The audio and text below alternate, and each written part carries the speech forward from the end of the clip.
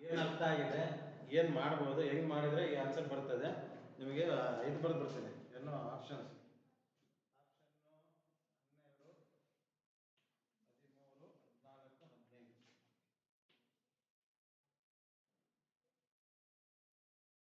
ಆ ಜಾಗದಲ್ಲಿ ಯಾವ ನಂಬರ್ ಫಿಟ್ ಆಗುತ್ತೆ ಹೇಳಿ. 13. ಹಾಂ, 13 ಆದರೆ ಹೆಂಗೆ ಮ್ಯಾಚ್ ಆಗುತ್ತೆ? 14 ಐತಲ್ಲ, 15 ಐತಲ್ಲ, ಯಾವ್ದು ಭಾಗ ಆಗುತ್ತೆ? ಯಾವ್ದು ಭಾಗ ಆಗುತ್ತೆ? ಹಾಗೆ ಸುಮ್ಮನೆ ಗೆಸ್ ಮಾಡೋದಲ್ಲ ಇದು. ಇದಕ್ಕೊಂದು ಮೆಥಡ್ ಇದೆ, ಒಂದು ಪ್ರೊಸೀಜರ್ ಇದೆ. ಗೆಸ್ಸಿಂಗ್ ಅಲ್ಲ ಇದು. ಗೆಸ್ ಮಾಡೋದಕ್ಕೆ ಮ್ಯಾಥ್ಸ್ ಹೇಳಲ್ಲ. ಮ್ಯಾಥ್ಸ್ ಗೆಸ್ಸಲ್ಲಿ ನಡೆಯೋದೇ ಇಲ್ಲ. ಕರೆಕ್ಟಾ? ನಿಂಗೆ ಒಂದು ಬಾಲ್ ಹೋಗಿದ್ರೆ ನಿಮ್ಮ ಮಕ್ಕದ ಮೇಲೆ ಬೀಳುತ್ತೆ, ಸ್ವಲ್ಪ ಹಿಂಗೆ ಮಾಡಿದ್ರೆ ಅಲ್ಲಿ ಬೀಳುತ್ತೆ, ಇನ್ನೊಂದು ಸ್ವಲ್ಪ ಹಿಂಗೆ ಬಿಸಾಕಿದ್ರೆ ಅಲ್ಲಿ ಹೋಗುತ್ತೆ. ಕ್ಯಾಲ್ಕುಲೇಷನ್ ಅದು. ನಿನ್ನ ಉದ್ದೇಶ ಏನಿದೆ? ಇಲ್ಲಿ ಬಿಸಾಕ್ಬೇಕಂತ ಉದ್ದೇಶ ಇದ್ರೆ ಹಿಂಗೆ ಬಿಸಾಕ್ತೀಯಾ, ಅಲ್ಲಿ ಬಿಸಾಕ್ಬೇಕಾದ್ರೆ ಹಿಂಗೆ ಬಿಸಾಕ್ತೀಯಾ. ಇದು ಮ್ಯಾಥ್ಸು. ಇನ್ನೆಷ್ಟು ಫೋರ್ಸ್ ಆಗ್ತೀಯ ಅಷ್ಟು ದೂರ ಹೋಗುತ್ತೆ. ಅದನ್ನು ಮ್ಯಾಥಮೆಟಿಕ್ಸ್ ಅಂತ ಕರೆಯೋದು. ನೀನು ಹಿಂಗೆ ಹೊಡೆದ್ರೆ ಸೀದಾ ಹೊರಗೆ ಹೋಗುತ್ತೆ, ಅದೇ ಇಲ್ಲಿ ನೋಡಿದ್ರೆ ಗೋಡೆಗೆ ಏನಾಗುತ್ತೆ? ಕರೆಕ್ಟಾ? ಇನ್ನೆಷ್ಟು ಫೋರ್ಸ್ ಹೊಡಿತೆ ಅಷ್ಟು ವಾಪಸ್ ಬರುತ್ತೆ. ಅದು ನ್ಯೂಟನ್ಸ್ ಥರ್ಡ್ ಲಾಗೆ ನಾವು ಹೋಲಿಸ್ತೀವಿ. ಹಂಗೆ ಗಣಿತಕ್ಕೆ ಒಂದು ಮೀನಿಂಗ್ ಇದೆ, ಗೆಸ್ಸಿಂಗಲ್ಲಿ ಬರಲ್ಲ ಇದು. 13 ಹೇಳಿದಕ್ಕೆ ಒಂದು ಮೀನಿಂಗ್ ಇರಬೇಕು. ಅದಕ್ಕೆ ಅದು ಮೀನಿಂಗ್ ಮ್ಯಾಚ್ ಆಗುತ್ತೆ ಅನ್ನೋದನ್ನ ನಾವು ನೋಡ್ಬೇಕು. ಅದಾಯ್ತಾ? ನಾನು 2-3 ಮೆಥಡ್ ಮಾಡೋಣ, ಅಟ್ಲೀಸ್ಟ್ 2 ಮೆಥಡ್ ಅಪ್ಲೈ ಮಾಡೋಣ. 3-4 ಮೆಥಡ್ ಬರುತ್ತೆ ಈ ಥರ ಕ್ವಶನಲ್ಲಿ. ಫಸ್ಟ್ ಮೆಥಡ್ ಏನು? ಇಲ್ಲಿಗೆ ಇಲ್ಲಿಗೆ ಎಷ್ಟು ಗ್ಯಾಪ್ ಇದೆ? ಗ್ಯಾಪ್ ಇಲ್ಲ. ಇಲ್ಲಿಗೆ ಇಲ್ಲಿಗೆ ಎಷ್ಟು ಗ್ಯಾಪ್ ಇದೆ? ಕರೆಕ್ಟಾ? 3, 4, 5 ಕರೆಕ್ಟ್ ಅಲ್ಲ? 2, 0 ಏನೂ ಇಲ್ಲ, 3, 3ಕ್ಕೆ 1 ಸೇರಿಸಿದ್ರೆ 4, ನೆಕ್ಸ್ಟ್ ಸಂಖ್ಯೆ 5 ಮ್ಯಾಚ್ ಆಗ್ತಾ ಇದೆ.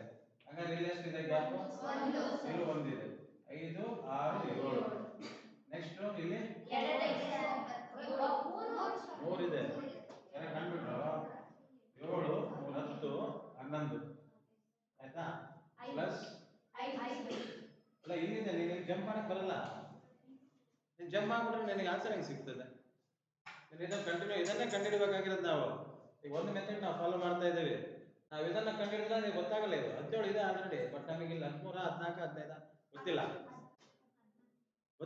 ನನಗೆ ಗೊತ್ತಿಲ್ಲ. ಅದನ್ನ ನಾನು ಹೇಳ್ತಾ ಇರೋದು. ಯಾಕಂದ್ರೆ ಇಲ್ಲಿ 13 ಇದ್ದಿದ್ರೆ ನಾವು 14, 15 ಅಂತ ಕನ್ಸಿಡರ್ ಮಾಡ್ಬೋದಾಯ್ತಲ್ಲ. 11 ಇದೆ ಅಂದ್ರೆ 4 ಸಂಖ್ಯೆನೂ ಫಿಟ್ ಆಗುತ್ತೆ. ಆಗುತ್ತೆ ಅಲ್ಲ? 4 ಮ್ಯಾಚ್ ಆಗುತ್ತಾನೆ. ಹಾಗಾದ್ರೆ ಅದರಲ್ಲಿ ಯಾವುದೋ ಒಂದಿದೆ ಆನ್ಸರು, ಅದೇ ಯಾವುದು? ಅದೇ ಗೊತ್ತಿಲ್ಲ. ಕರೆಕ್ಟಾ? ಅದನ್ನೇ ಪ್ರಶ್ನೆ ಹೇಳೋದು. ಅವ್ನು ನೋಡು, ಇಲ್ಲಿ ಏನಾದ್ರು 18, 19, 20 ಕೊಟ್ಟು ಒಂದು ಕಮ್ಮಿ ಕೊಟ್ಟಿದ್ರೆ, 2 ಕೊಟ್ಟಿದ್ರೆ ನಾವು 2ರ ಮೇಲೆ ಕಾನ್ಸಂಟ್ರೇಟ್ ಮಾಡ್ಬೋದಾಗಿತ್ತು.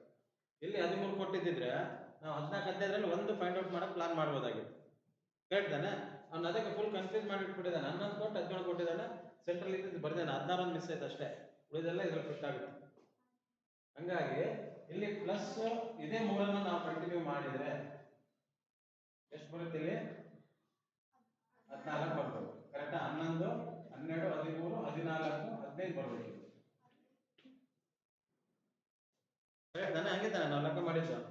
2, 0, 3, 3 ಒಂದು ಸೇರಿಸಿದ್ವಿ 4, 5 ಆಯ್ತು. 5ಕ್ಕೆ 1 ಸೇರಿಸಿದ್ರೆ 6, 1 7 ಆಯ್ತು. 7ಕ್ಕೆ 3 ಸೇರಿಸಿದ್ವಿ 10. ಇಲ್ಲಿ 10 ಆಯ್ತು. ಕರೆಕ್ಟಾ? ಇಲ್ಲಿ 11. ಕರೆಕ್ಟ್ ಇದೆ ತಾನೆ? 11ಕ್ಕೆ 3 ಸೇರಿಸಿದ್ರೆ ಇಲ್ಲಿ ಎಷ್ಟಾಯ್ತು? 14. ಇಲ್ಲಿ 15. ನಮ್ಮ ಉತ್ತರ ಇದು ಇರ್ಬೇಕು. ಅದು ಇಲ್ಲಿದೆ, ಆದ್ರೆ ಇದು ಅಲ್ಲ. ಯಾಕಂದ್ರೆ ಇದು ಅವಿಭಾಜ್ಯ ಸಂಖ್ಯೆನ ಫಾಲೋ ಮಾಡ್ತಾ ಇದೆ. ನಾನಾಗಲೇ ಹೇಳ್ಕೊಟ್ನಲ್ಲ ಅವಿಭಾಜ್ಯ ಸಂಖ್ಯೆ ಅಂತ. 2, 3, 5, 7, 11, 13, 17, 19, 23 ಹಿಂಗೆ ಹೋಗ್ತಾ ಇರ್ತದ. ಇದು ಮೆಥಡ್ ಕರೆಕ್ಟ್ ಇದೆ, ಆದ್ರೆ ಇದಕ್ಕೆ ಮ್ಯಾಚ್ ಆಗ್ತಾ ಇಲ್ಲ. 15 ಸರಿ ಇದೆ ಆನ್ಸರ್, ಬಟ್ ಅವನು ಕ್ವಶನ್ ಇರೋದು ಅವಿಭಾಜ್ಯ ಸಂಖ್ಯೆಗೆ ಮ್ಯಾಚ್ ಆಗೋ ತರ ಇದೆ ಕ್ವಶನ್. ಅವನು ಈ ಲಾಜಿಕಲ್ ಕೊಟ್ಟಿಲ್ಲ. ಗೊತ್ತಾಯ್ತಲ್ಲ? ಹಂಗಾಗಿ ಈ ಉತ್ತರ ತಪ್ಪು. 13 ಸರಿ. ಗೊತ್ತಾಯ್ತಾ? ನೋಡಿ ಹಿಂಗೆ ಕನ್ಫ್ಯೂಸ್ ಆಗುತ್ತೆ. ಇಂಥದ್ದು ಕ್ವಶನ್ ನಿಮಗೆ 1 ನಿಮಿಷ ಟೈಮ್ ತಗೊಳುತ್ತೆ. ಅವಾಗ ಏನು ಮಾಡಬೇಕು? ಈ ಪ್ರಶ್ನೆ ಟೈಮ್ ಹೋದ್ರೂ ಪರವಾಗಿಲ್ಲ, ಈಸಿರೋ ಪ್ರಶ್ನೆಗೆ ನೀವು ಟೈಮ್ ಉಳಿಸ್ಬೇಕು. ಅಲ್ಲಿ 10-15 ಸೆಕೆಂಡಲ್ಲಿ ಮುಗಿಸ್ಬೇಕು. ಗೊತ್ತಾಯ್ತಲ್ಲ? ಅವಾಗ ಟೈಮ್ ಮ್ಯಾನೇಜ್ ಆಗುತ್ತೆ.